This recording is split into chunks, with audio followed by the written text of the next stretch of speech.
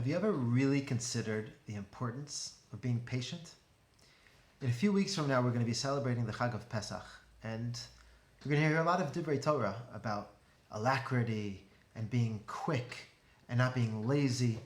But just for this week, I'd like to focus on the opposite, on the value of patience and the tragic fallout of hastiness.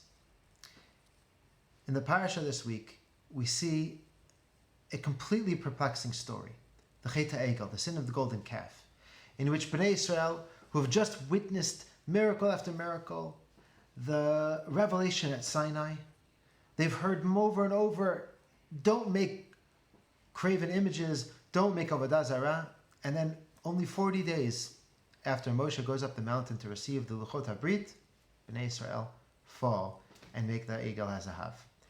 How could they do this? Now, I don't want to get into the question of what they thought they were doing, or even why it was so bad. I'd rather talk about how they could have come to this. What psychological drive led them to do what they did? And I think in order to understand it, we need to take a look at a Gemara in Shabbat, which talks about the connection between Chet HaEgel on the one hand and the Chet of Adam HaRishon on the other. These seem disconnected, but the Gemara says that in both cases, the Yetzer Hara was nowhere to be seen. There was no Yetzer Hara. Paskazu Amatan. There was no Yetzer Hara when Adam Rishon sinned, and there was no Yetzer Hara when Bnei Israel did the Chet HaEgel. So how did it happen? What happened to them that caused them both to do such severe mistakes? Now, one understanding of the sin of Adam Rishon is actually that he was hasty, that he was impatient. The Midrash Rabbah says that if only he had waited, if he had waited only until Shabbat, just till the end of the day, he would have been able to consume the fruit from the Eitz Hadat Tov Hara. In fact, the Chatam Sofer says that he would have made Kiddush on it. Can you imagine making Kiddush on the fruit of the Eitz Hadat? But he didn't wait. He was impatient. So too, the Gemara assumes, and we know, based on the Psukim, that Bnei Israel were waiting and waiting for Moshe Rabbeinu to come down, and when they thought that he wasn't coming down anymore, because they thought he was too late, that's when they did the Chet HaEgel, because they were impatient. In fact, there's a connection between the two stories in the text itself. The word bashash, the verb, the root, bashash, bet, shin, shin, shows up in both.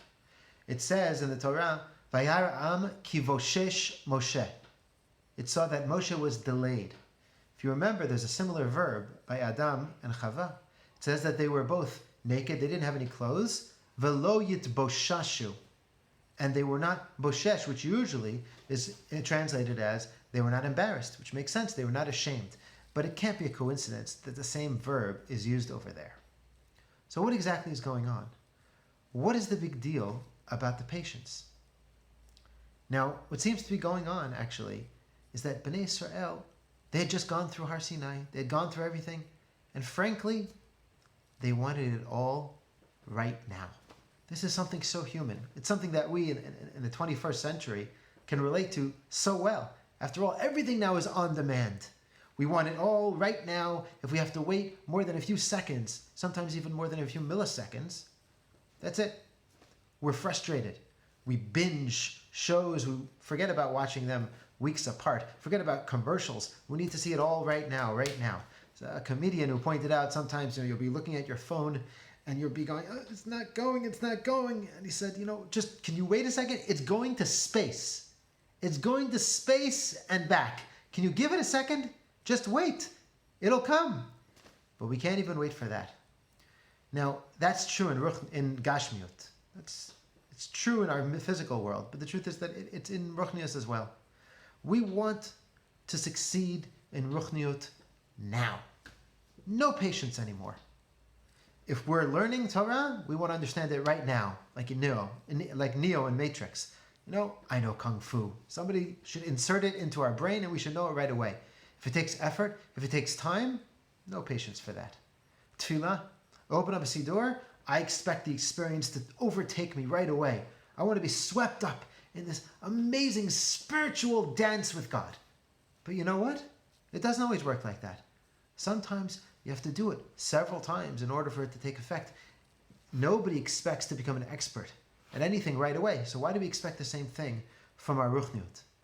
The Yetzer Hara tries to take away our good experiences, our good efforts. When we don't feel connected to prayer, to learning, to mitzvot, we assume it's because there's nothing in there.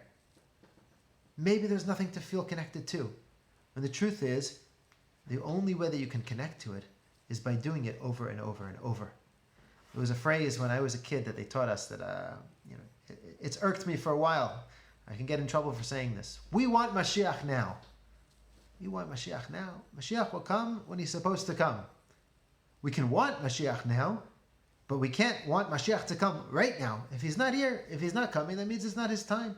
We have to work a little bit harder. We have to wait. We have to have patience. We want Mashiach now. To me, it sounds exactly like the attitude that Bnei Israel took at Har Sinai that caused them to do the Chet HaEgel.